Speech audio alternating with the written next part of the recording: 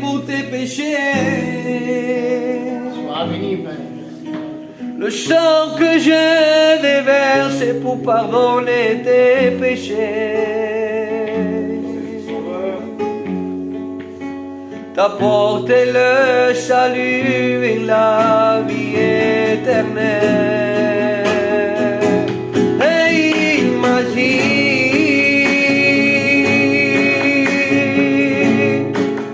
je suis venu payer pour tes péchés. Le sang que je déverse pour pardonner tes péchés.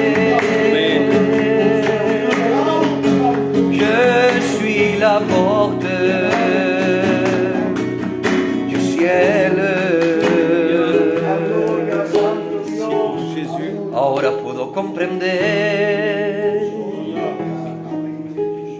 que ese hombre era el Hijo de Dios,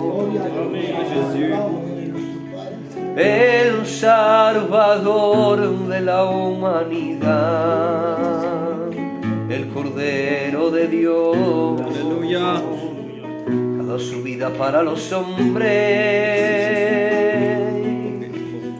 Allí en la cruz de Gólgota, para liberarnos de nuestros pecados. Oh, qué amor de Dios. Y Él me dijo: yo estoy pagando la condenación de los hombres. Yo soy el camino, la verdad y la vida. Yo soy la puerta que te lleva del trono de Dios. Y Él me dijo: yo soy el Hijo de Dios y vino enviado del Padre. La sangre que yo derramo para limpiar tu pecado. Yo soy la puerta del cielo.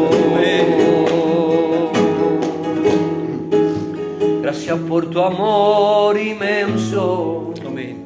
Y por la cruz derramo de tu sangre para salvarme.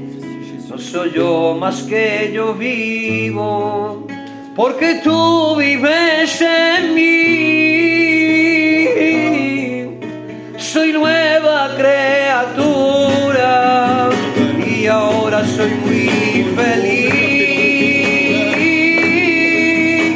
Y oh, papá, te amo tanto.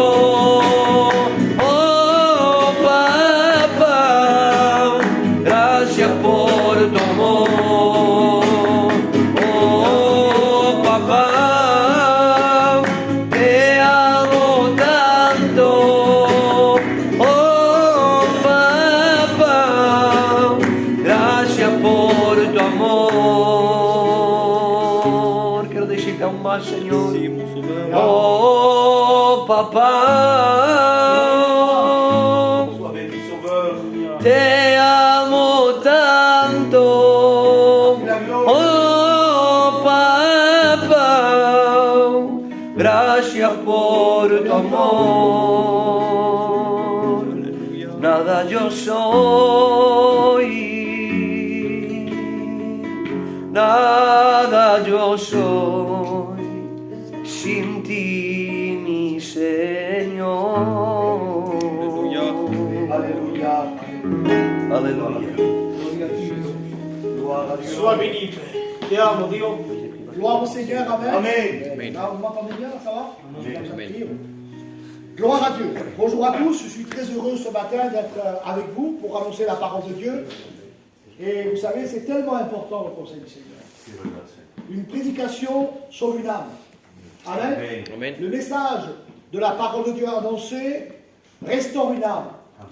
Amen. Les rétrogrades peuvent venir à Dieu Alléluia. à travers une prédication. Un perdu peut être sauvé. Amen.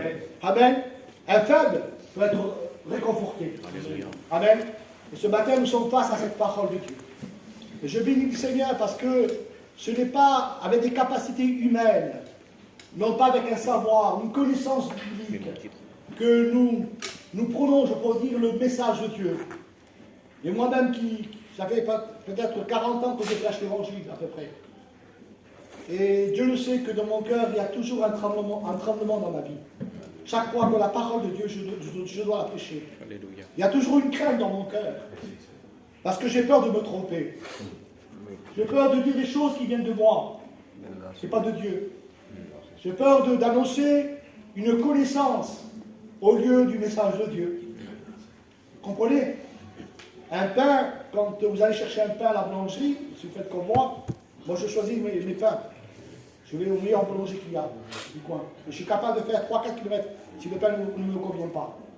Le pain du Seigneur, c'est un pain qui sort tout chaud du four. Alléluia. Il n'y a pas de pain d'hier, d'avant-hier. Des fois, on le fait parce qu'on ne peut pas faire autrement.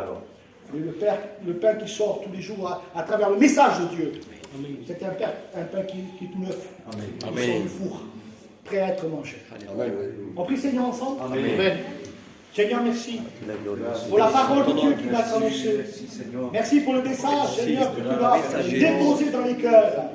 Roi ton serviteur, j'ai besoin de l'approbation de Dieu. J'ai besoin que le Saint-Esprit m'accompagne dans chaque mot que tu puisses prononcer.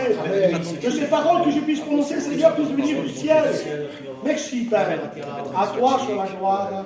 Amen. Alors, on va parler si vous me permettez, d'Abraham, l'histoire d'Abraham. Je vais brosser un petit peu l'histoire d'Abraham, quelques étapes de l'histoire d'Abraham, pour en venir à Genèse 22, et bien on va le lire ensemble, quand Dieu appelle Abraham pour offrir son fils Isaac en holocauste. Je voudrais avec vous faire la lecture, Genèse 22, verset 1 jusqu'au verset 3. Après ces choses, Dieu mit Abraham à l'épreuve. Il lui dit, Abraham, et il répondit, me voici. Dieu dit à Abraham, en Genèse 22, verset 1er, Dieu dit, prends ton fils, ton unique, celui que tu aimes, Isaac, va-t'en au pays de Morija, qui est Jérusalem actuelle, offre-le là en holocauste sur une des montagnes que je te dirai. Abraham se leva de bon matin, sella l'âne, prit avec lui 2 serviteurs et son fils Isaac, et se rendit et fendit du bois pour l'holocauste, et partit pour aller au lieu que Dieu lui avait dit. Amen. Amen. Alors, pour arriver à cette histoire, pour arriver que Abraham puisse donner son fils, son unique, ce que Dieu lui demande d'ailleurs. Alors, il y a eu des étapes. Je voudrais vous introduire ce matin, avec l'aide du Seigneur, le sacrifice de Christ, par exemple, nous a sauvés. Amen. Il est le sacrifice Alléluia. par excellence. Amen. Il n'y a pas plus mieux. Il n'y a pas eu, dans toute la Bible, aucun à égaler le sacrifice de Jésus. Et d'ailleurs, ce sacrifice-là, qu'on parle d'Isaac, eh bien, c'est à peu près je pourrais le présenter ce matin comme une prophétie quelque part, qui annonce Jésus-Christ à la croix, un père qui donne son fils. Exactement ce qui s'est passé à la croix du Calvaire. Jésus a été offert par son Père à la croix. Et c'est le message que, quelque part, Dieu voudrait nous faire ressortir ce matin. Qu'à travers ce sacrifice d'Abraham, il y a quand même une prophétie qui s'est accomplie beaucoup plus tard après. Mais, alors c'est vrai qu'aujourd'hui, nos prières sont faites, exaucées par le sacrifice de Jésus à la croix. On ne peut pas prier sans nommer le nom de Jésus. D'accord? Notre vie est basée sur le sacrifice de Jésus. On est sauvé parce que Christ est mort pour nous à la croix. On a été purifié, lavé, mis à part pour Dieu. D'accord? Amen. Mais ce matin, en plus que de ce sacrifice de Christ, c'est le sacrifice par excellence, est-ce que Dieu ne pourrait pas nous demander un sacrifice? Est-ce que Dieu ne pourrait pas nous demander quelque chose qui vient de toi? Amen. Chaque matin, chaque jour qu'on se lève, c'est à peu près la même appel que tu nous fais. Qu'est-ce que tu as à m'offrir? Et quand on comprend que Dieu attend de nous quelque chose, alors on est appelé à grandir en Dieu. Parce que chaque jour, tu vas offrir quelque chose à Dieu. Bien sûr, on ne va pas offrir n'importe quoi à Dieu. Parce que offrir à Dieu nos péchés, on l'a déjà fait. Venez à moi, vous tous qui êtes fatigués et chargés, je vous donnerai du repos. Alors, tous les matins, on ne va pas offrir à Dieu toujours nos péchés, mais bien qu'il faut prier pour ça. Vous comprenez? Mais là, le contexte n'est pas pareil, le thème n'est pas pareil. Là, c'est offrir à Dieu, c'est quelque chose d'agréable à Dieu. C'est quelque chose qui sort de ton cœur, quelque chose que tu as mis à part pour lui, que tu as préparé, que quelque part que tu aimes, et que tu as... Seigneur, je veux t'offrir ça, parce que je l'ai préparé pour toi. Amen. Quand on voit dans l'histoire de la parole de Dieu, Abraham s'est levé le matin, il a fondu le voile, il a tout préparé, parce que dans son cœur, c'était comme ça, c'était vrai. Il n'a pas joué une comédie, il n'était pas l'acteur, Abraham. Il était vrai dans son cœur. Amen. Il voulait donner à Dieu le meilleur. Alléluia. Adieu, Seigneur. Et nous sommes appelés à donner le meilleur. Gloire à Dieu. Alléluia. Et tant que tu vas t'appliquer à donner le meilleur, Dieu t'aidera, Dieu te bénira. Parce que Dieu aime des hommes et des femmes qui sont vrais avec lui. Dieu aime des hommes et des femmes qui sont entiers avec Dieu. Ne soyez pas à moitié, soyez entiers s'il vous plaît. Dans vos actions, dans vos prières, dans votre vie chrétienne, soyez entiers, soyez vrais. Amen. Et ça c'est important. Amen. Alors ce matin, je voudrais vous regarder ce qui a attiré mon attention. C'est que dans la Genèse 22, on va un petit peu brosser un petit peu tous les chapitres, si vous préférez. Est-ce que j'ai le temps de lire un petit peu? D'accord, je vais faire. Non, ça va aller vite. D'accord, je l'ai bien. Écoutez, je disais que on va brosser un petit peu tous les chapitres pour comprendre. Quand Dieu lui demande à Abraham, regardez la note, elle est importante. Dieu lui demande à Abraham, Dieu lui dit, après ces choses, vous avez compris? Après ces choses. D'accord? C'est-à-dire que Dieu a mis quelque chose en place pour qu'Abraham comprenne qu'il doit donner son fils. Il y a eu, en fin de compte, 5 étapes, 5 faits importants dans la vie d'Abraham pour qu'il arrive à donner Isaac, on va dire, qu'il donne Isaac convenablement, comme Dieu le veut.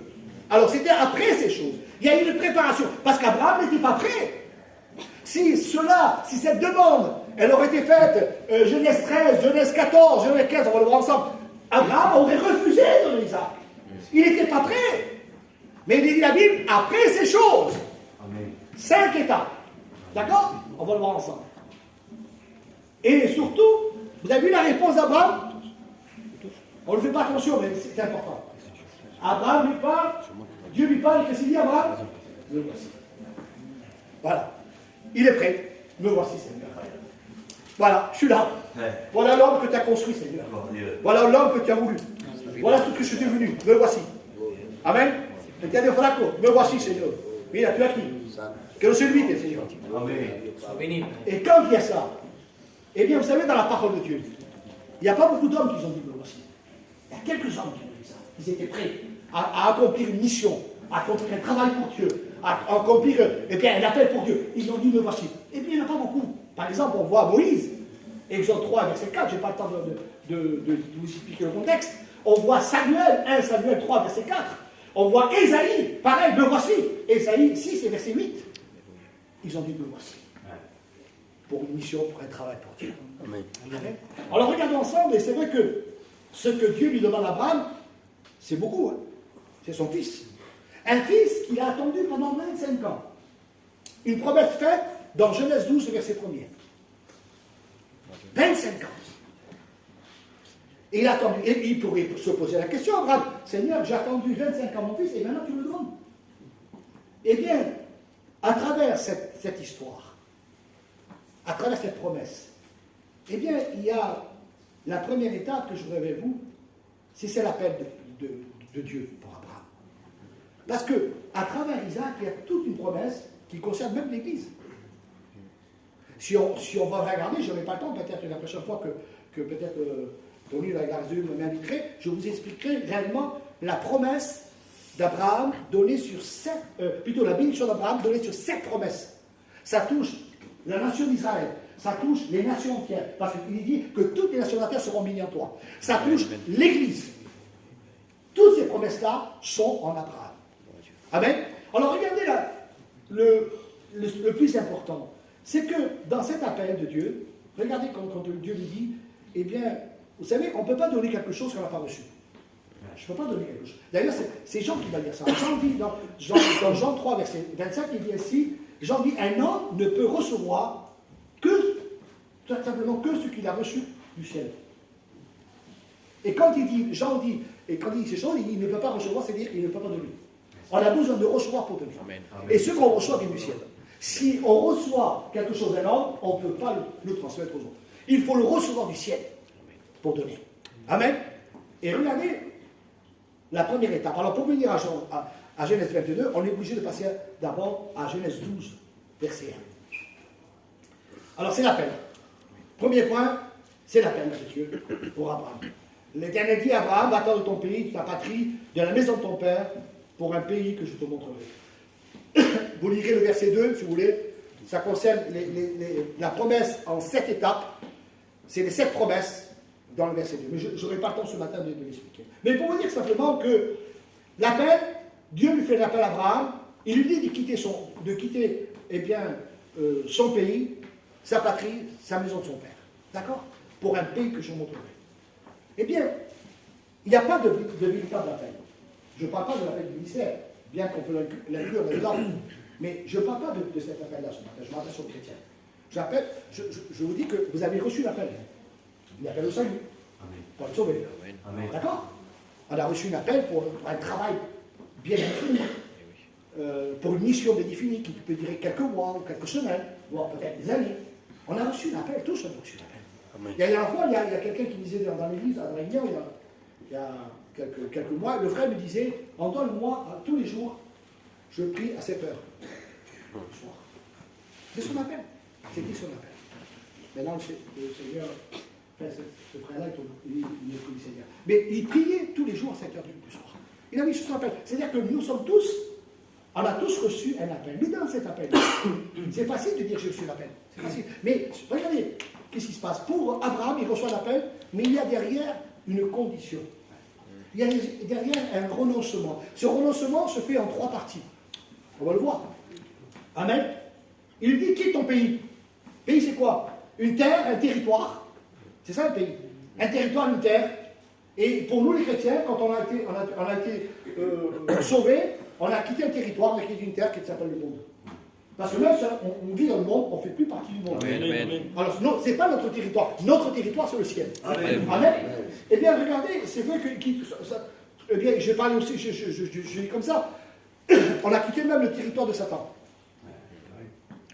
Pour venir au territoire de Dieu. Amen. Amen. Et c'est important. Alors, il quitte un pays. Il était en Ur en Chaldée, qui représente aujourd'hui l'Irak. Il faut savoir une chose. J'ai étudié un petit peu ce pays de Ur en Chaldée. C'était une grande ville. Hein. Il ne faut pas s'imaginer que Ur en Chaldée, c'était avec des chèvres, des champs. C'était une ville. C'est une grande ville. Et Abraham faisait partie de cette ville. D'accord? Alors, c'est pour ça que quand on pense à Abraham, on pense que c'est des champs, des chèvres, des tentes. Pas du tout. C'était une grande ville. Et il vivait là-dessus. Et Dieu lui dit de quitter sa patrie. Il lui dit de quitter son pays, où il est né, de quitter sa patrie. Alors, je marquais quoi, la patrie? C'est quoi? C'est une nation, c'est être citoyen. Vous savez, c'est comme si aujourd'hui, vous recevez une appel de Dieu, et Dieu lui dit, bien, quitte la France, va en Espagne, enlève-toi d'être français, mets-toi espagnol. C'est dur quand même, mais regardez l'importance de l'appel d'Abraham. Et ça continue. Et il va lui dire, quitte la maison de ton père. Et il lui parle. Quitte-le. D'ailleurs, là, il désobéit. Parce que son père, il est avec lui, on va le voir après. Il désobéit. Mais il y a 3 renoncements. Vous comprenez? Alors, pour correspondre à un appel de Dieu, il faut qu'on passe par des renoncements. Pour être obéissant à Dieu, il faut passer par ces renoncements de cet appel de Dieu. Alors vous allez me dire que cet appel-là, aussi important, aussi fort, Ah, c'est l'Ancien Testament. On peut, ce matin, on peut me le dire. Mais Antonio, ce que Dieu demande à Abraham, il ne va pas me demander à moi. Moi aussi, c'est l'Ancien Testament. Si je vous dis ce matin que le même appel est noté aussi par Jésus dans les évangiles. Et on va le lire. Matthieu 19, verset 29. Prenez le temps de le lire. Et c'est Jésus qui parle. Regardez ce qu'il dit. Et quiconque aura quitté à cause de mon nom ses frères, ses sœurs, son père, ah, on se retrouve là, à Abraham, son père, sa mère, sa femme même, ses enfants, ses terres, ah, on voit encore la terre, ses maisons, recevra le centuple et il héritera la vie éternelle. Voyez-vous, c'est le même appel, avec la même consistance, la même force. Alléluia. Amen.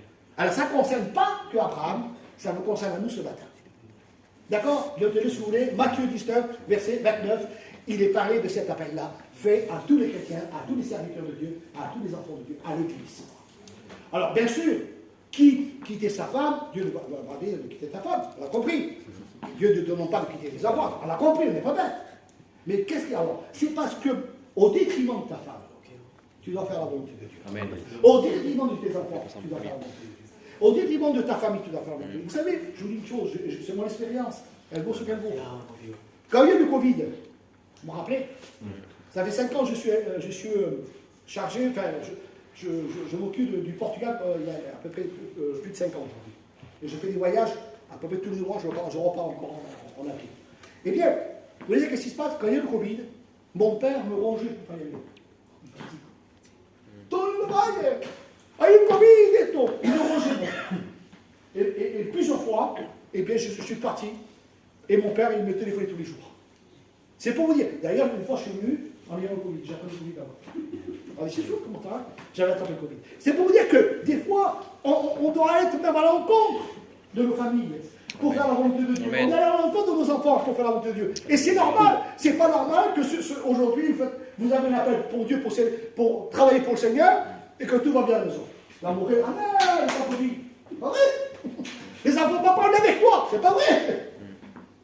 Mais il y aura toujours des vents contraires. Et c'est à ce niveau-là que Dieu te demande des renoncements. Alors, écoutons ces renoncements. Faites-les. Amen. Amen. Pour correspondre à cet appel. Alors, je continuerai. Alors, Abraham a tout quitté. Et il s'apprête à tout quitter pour arriver. On arrivera tout doucement à Genèse 22. La deuxième étape, c'est le départ. Et là, c'est là que je me pose la question. Abraham s'est manqué là. Parce que Dieu lui dit, ne prends pas ton père, quitte la maison de ton père, et on voit que son père est avec lui. Alors, qu'est-ce qui s'est passé? Genèse 11, au verset 31, regardez-le. Il est dit ainsi. 11, 31, il dit que Terach prit Abraham. C'est pas marqué comme ça? Ouais. Terach prit Abraham, son fils Lot, son fils Elon, fils d'Abraham, fils de son fils, Esaïe, et bon, tout à fait. Abraham, alors c'est pas Abraham qu'est-ce qui se passe là? Qu'est-ce qui se passe là? C'est Terach. Terach prend les directives. Il prend les directives.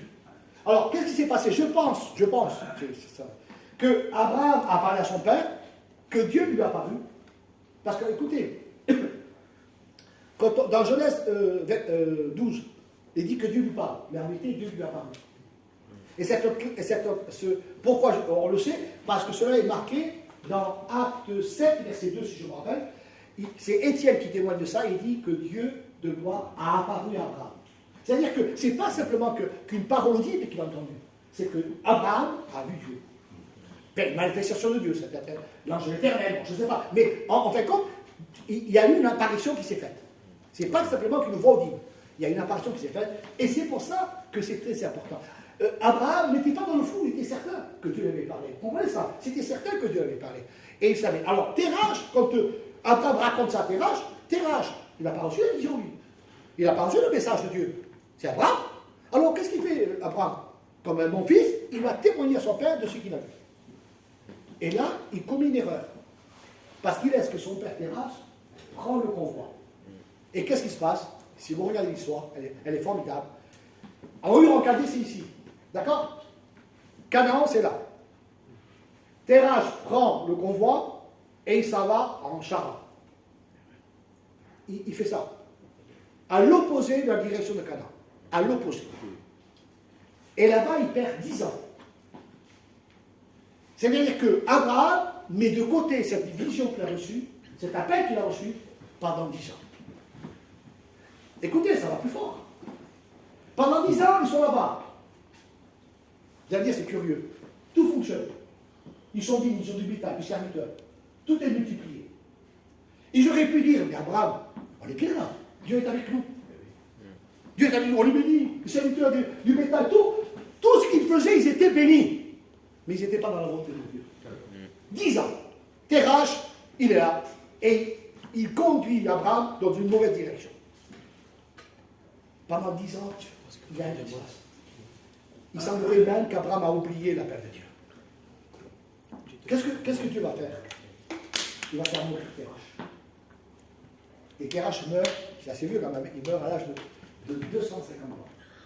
Il meurt. Mais pourquoi il meurt? Pourquoi il meurt? Parce qu'il fallait que Abraham comprenne et qu'il reprenne, qu'il reprenne la vision qu'il a reçue de Dieu, l'appel qu'il a reçu de Dieu. Vous comprenez? Alors je me pose une question ce matin. On doit faire mourir en nous le Terach. Amen. Vous comprenez? Ce Terach qui nous empêche de prendre la bonne direction. Et des fois, malheureusement, pour moi aussi je le dis, des fois c'est Terach qui prend la direction. Et je passe à côté du message de Dieu. Je passe à côté de la mission que Dieu m'a confiée. Je passe à côté. Eux, parfois même, et vous savez ce que ça veut dire Terach en hébreu? Ça veut dire halt, retard. Ça veut dire ça, j'ai noté. Halt, retard. Ça veut dire que Terach, eh bien, il nous tient attachés. Il nous fait des âmes. Alors on dit, demain je le fais. Alors on s'arrête, c'est un Terach. J'ai le temps, c'est un Terach. Je prends du retard, c'est un Terach. Parce qu'on a des Terach en nous qui doivent mourir. Amen. Alléluia. Et je crois que ce matin, je bénis Dieu qu'on comprenne ce message. Alléluia. Et qu'on l'applique. Il dit, Seigneur, si ma vie aujourd'hui chrétienne, elle est à plat, si ma vie chrétienne, elle n'est pas ce qu'elle doit être, si ma vie chrétienne n'est pas une vie remplie de l'esprit, c'est parce que j'ai laissé Terach me conduire où il ne faut pas me conduire. On devient des charnels avec des Terach. Vous comprenez? Alors ce matin, faisons fuir Terach. Amen. Et regardez, quand il meurt Terach, Abraham, il y a un déclic qui se fait. Il a perdu 10 ans dans la peine. 10 ans, il a perdu. Il reprend la route, il repart en Canaan. Amen. Amen. Mais regardez ce qui se passe. Au bout d'un certain temps, alors, là on est sur Genèse 13 maintenant. Genèse 13, qu'est-ce qui se passe? Il y a les conflits de Lot. Il y a son neveu Lot qui est là. Alors, rappelez-vous, ils sont de Charan, ils ont beaucoup de serviteurs, ils ont beaucoup de bétail, et il y a des bergers, et ils se battent entre eux. Et Abraham a compris quelque chose. Parce que l'histoire nous dit, vous pouvez le regarder, depuis Genèse 12 à Genèse 13, Dieu ne lui parle pas. Il y a Terach qui doit mourir, et Lot est avec lui. Et il semblerait que plus Lot est là, Dieu ne lui parle pas. Mais il est dans la bonne direction, il est en chemin de Canaan, vous comprenez? Mais Dieu, il est silencieux là. On le sait pourquoi. Parce qu'il y a encore Lot dans sa vie. Lot, on peut l'appeler comme ça, c'est un profiteur. Il bénéficie, il est en train de bénéficier de la bénédiction d'Abraham. Il profite de ce qu'Abraham il est béni. Alors, Lot, ça veut dire quoi? Lot, ça veut dire, en hébreu, voile, couverture. Voile et couverture. Qu'est-ce qui se passe? Eh bien, vous savez, je pense qu'il y a des lots dans notre vie aussi. La lot peut représenter, j'ai marqué comme ça, regardez ce qu'il dit, peut-être ça va être un verset qui est assez dur, il faut que ce voile tombe de nos yeux. Dans 1 Pierre 2, verset 16, vous pouvez le lire, étant libre, c'est nous, étant libre, sans faire de cette liberté un voile qui couvre une méchanceté, voire même de la malice. Ça veut dire quoi ça? On a des lots autour de nous, je m'excuse, on a des lots. Il y a des frères qui sont là, ils vont peut-être nous séduire, par leur dialogue, par leur... Et nous, quelque part, on ne voit pas le mal, on ne voit pas la méchanceté. Alors on fait confiance. On fait confiance. Et on traîne avec nous des lots. Et en fin de compte, ces lots-là ne sont pas un sujet d'élection pour nous. Vous comprenez? Ces lots-là, vous savez, je ne parle pas il y a à un moment donné, il y a des séparations qui doivent se faire pour que tu puisses être béni. Alors il y a des lots qui sont bien gentils, ils profitent de ta bénédiction, ils profitent de toi, mais quelque part, ils ne vont pas te bénir. Ils vont ils vont te mettre un voile. Et vous savez qu'est-ce que c'est là? C'est celui qui critique le Lot aussi. T'as vu ça? T'as vu ça? Ah, ils te mettent un voile. T'as vu celui-là? T'as vu ça? T'as vu le pasteur? T'as vu ici? Ils te mettent un voile. Et là, quelque part, nous, on est dans cette ambiance de lotistes, je pourrais dire. Parce qu'il y en a plusieurs, pas qu'un seul. Hein. Des lotistes, on est dans cette ambiance de lotistes. Et quelque part, nous, on a un voile après. On ne voit plus rien. On est plus clair. Eh bien, ce matin, ses parents, c'est l'hôte de nos vies. Peut-être des frères, sans le faire exprès, nous font du mal. Ils mettent un voile dans nos yeux. Et peut-être aussi des frères qui utilisent l'habit de chrétien pour passer mieux. Mais derrière cette action, il y a une méchanceté, il y a un vice. Que Dieu vous éclaire là-dessus. Amen. Sur des lotistes qu'il peut avoir dans les chrétiens. Des lotistes qu'il peut avoir dans la maison de Dieu. Que Dieu nous éclaire. Et vous savez, voilà. Dieu se sépare. Abraham laisse le choix. Il se sépare. Et juste après qu'il se sépare, Dieu le repart. Voyez-vous, il le repart. Et Dieu remet en place, eh bien, la promesse et la prophétie. Amen. Il dit à Abraham, écoute, va dans ce pays, j'ai promis de donner à ta famille, à tes descendants. Ils seront là, esclaves en Égypte pendant... Et il prophétise même l'esclavage d'Égypte pendant 400 ans. Et il repart. Et il repart confiant. Mais c'est pas fini. C'est pas fini. On descend maintenant, Genèse 15. On arrive à Genèse 22. Genèse 15, qu'est-ce qui se passe?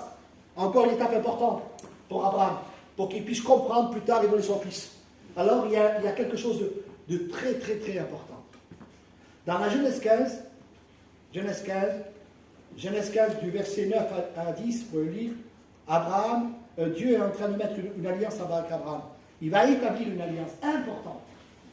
Qu'est-ce que Dieu lui dit? Il lui dit de prendre, alors Genèse 15, du verset 9 à 10, il lui dit de prendre bien une génisse de 3 ans, une chèvre de 3 ans, un bélier de 3 ans, une tourterelle et un jeune pigeon. Et il dit, prends eh bien, ces animaux et coupe-les en deux. Coupe-les en deux. Abraham, il ne sait pas trop qu'est-ce qu'il fait avec ça. Alors qu'est-ce qu'il fait Abraham? Il coupe les animaux, il les met comme ça. Et la Bible déclare qu'il va veiller, je vais essayer de... Il va dire que la Bible déclare cette histoire qu'il va rester toute la nuit en train de veiller parce qu'il ne sait pas ce qu'il va faire Dieu. Alors il attend. En réalité, Dieu est en train d'établir une alliance avec Abraham. Mais une alliance importante, laquelle c'est? Cette alliance-là, je vous la rappelle, vous pouvez la noter, elle est dans Jérémie 34 et verset 18. C'est-à-dire que quand un homme, écoutez-moi, quand 2 hommes faisaient une alliance, hein, je répète, Jérémie 34 verset 18. Quand un homme, 2 hommes faisaient une alliance, un pacte, si vous préférez, de parole, alors ils prenaient les mots, ils le coupaient en deux, et les 2 hommes passaient au milieu. Et quand ils avaient fait ça, c'est-à-dire que ce pacte-là, cette alliance, était faite devant Dieu. Et tous les 2 hommes devaient se tenir à la parole engagée. D'accord? Là, c'est la même chose que Dieu est en train de faire avec Abraham. Mais Abraham, il vient toute la nuit, il s'endort. C'est Dieu qui le fait dormir. Il s'endort. C'est Dieu qui le fait dormir. Vous savez pourquoi? Parce que Dieu ne voulait pas qu'il passe entre les animaux. Parce que Dieu savait que c'était un homme. Il n'aurait pas pu tenir la parole. Vous comprenez? Dieu n'aurait pas. Il savait que c'était un homme. Et que tôt ou tard, il aurait manqué à sa parole. Mais comme c'était important, parce que l'alliance qu'il faisait, c'était les promesses jusqu'à nos jours. C'était les promesses pour l'Église, c'était les promesses pour Israël, c'était les promesses pour les nations. Parce que toutes les familles de la terre étaient bénies en Abraham. Alors Dieu prend soin de faire endormir Abraham pour pas qu'il passe entre les animaux. Vous savez qui c'est? Qu'est-ce qu'il fait Dieu? Il va passer au milieu des animaux par un feu. C'est lui qui passe. Gloire à Dieu. Merci, Seigneur. En disant, toi, tu peux te manquer, mais pas moi. Amen. Encore mieux, cela est reproduit à la croix du Calvaire. Tiens, c'est reproduit à la croix du Calvaire. Qu'est-ce qu'on voit? Jésus au milieu et 2 prix.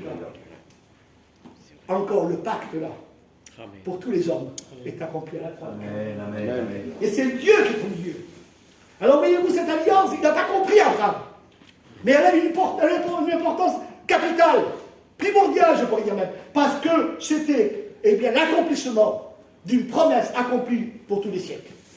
Alors ça, c'était la 4e étape. Et je m'arrête là, on va faire la 5e étape. J'ai fini. D'accord?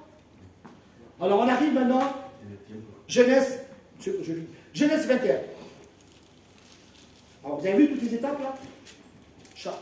Terach, Charan, Lot, l'alliance accomplie par Dieu. Alléluia. Et Genèse 21.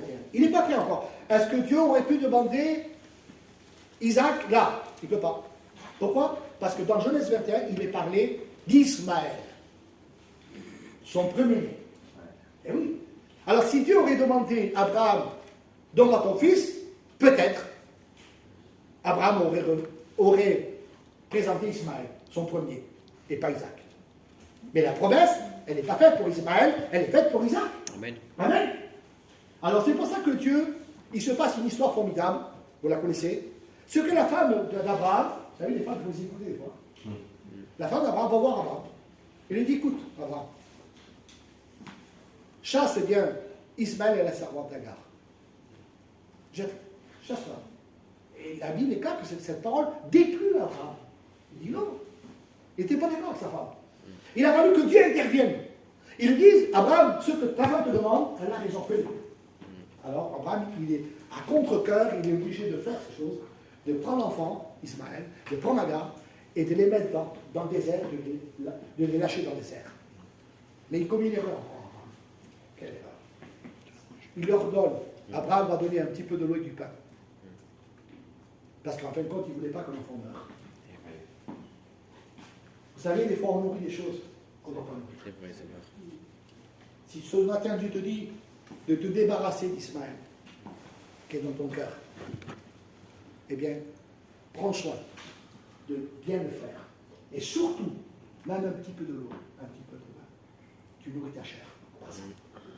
Et Abraham commet une erreur. Vous voyez, c'est l'homme de la foi. Il commet une erreur. Il donne un petit peu de l'eau. Et il veut pas que Ismaël meure. Je le comprends, c'est son fils, il ne veut pas. Mais il commet une erreur.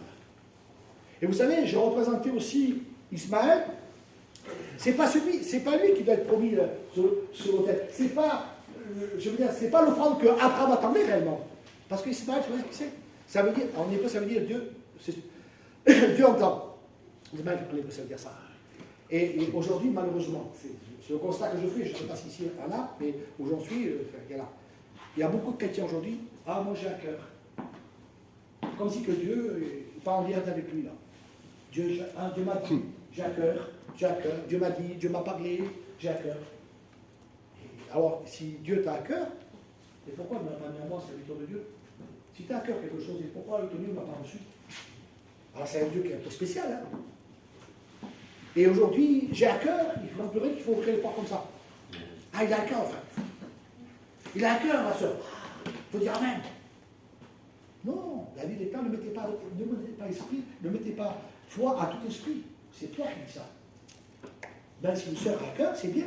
Il faut analyser, il faut attendre. Il faut avoir la formation de Dieu. Il faut que Dieu approuve ces choses. Amen. Amen. Et aujourd'hui, malheureusement, il y a beaucoup d'Ismaël dans les églises. J'ai un cœur, j'ai un cœur, j'ai un cœur. Mais ce n'est pas lui qui est mort à la place d'Isaac. Ce n'est pas lui l'enfant de la promesse. Ce n'est pas lui que Dieu veut bénir. Ce n'est pas lui qui va hériter le ciel. Ce n'est pas lui. J'ai un cœur, j'ai un cœur. Et c'est ça aujourd'hui. On peut tromper un pasteur en disant ça. On peut tromper une église en disant ça. On peut conduire beaucoup de gens dans une fausse route, un faux chemin, en disant j'ai un cœur, sans savoir si ça vient de Dieu. Alors, Genèse 21 est là. Abraham, qu'est-ce qu'il fait? Il prend l'enfant, il le chasse de la maison, et il est sur le désert. Et on arrive à Genèse 22. Vous comprenez? C'est à ce moment-là, quand toutes ces étapes sont faites, quand Dieu lui dit, après ces choses, donne-moi ton fils Isaac maintenant. Et Abraham il dit, j'ai compris Seigneur, me voici. Alléluia. Me voici. Je suis prêt à le donner. Me voici. Et ce matin, je prie Dieu ce matin. Je voudrais tellement que le voile de l'autre soit ôté de notre vie. Je voudrais tellement que Terach meure dans nos cœurs. Je voudrais tellement que Ismaël soit chassé de vos vies. Pour qu'on puisse dire Seigneur, je suis passé partout. Alors, vous savez, ce matin, il y a des épreuves, il y a des difficultés, des tentations. Elles sont là pour vous former. Amen. Amen. C'est bien de prier pour sortir d'une tentation. C'est bien de prier que Dieu vous garde. C'est bien de prier pour des épreuves quand c'est difficile, c'est lourd. C'est bien de le faire. Mais elles sont là pour vous former. Amen. Amen. Pour être cet homme, cette femme qui dit Seigneur, me voici. J'ai passé l'épreuve. Seigneur, j'ai fait son oreille. Je t'ai écouté. Me voici. Je suis prêt à offrir mon Isaac. Merci. Amen. Amen. Et je vous dis en vérité, ce matin, on a tous un Isaac en nous. Un Isaac qui s'humilie devant Dieu. Un Isaac qui cherche la volonté de Dieu. Un Isaac qui n'a pas peur d'aller vers les autres, demander pardon. Même s'il a raison. Parce que ce qu'il veut à Isaac, c'est que tout le monde soit béni. Amen. Ah, mais c'est lui qui attend. Non, non, non. C'est moi qui attends. C'est lui qui attend. C'est pas grave, je vais vers lui, je demande pardon. J'ai raison, je vais vers lui. On a tous un Isaac. Alors ce matin, c'est cet Isaac que Dieu voudrait que tu puisses offrir à Alléluia. Dieu. Nous prions le Seigneur ensemble. Amen. La gloire, Jésus.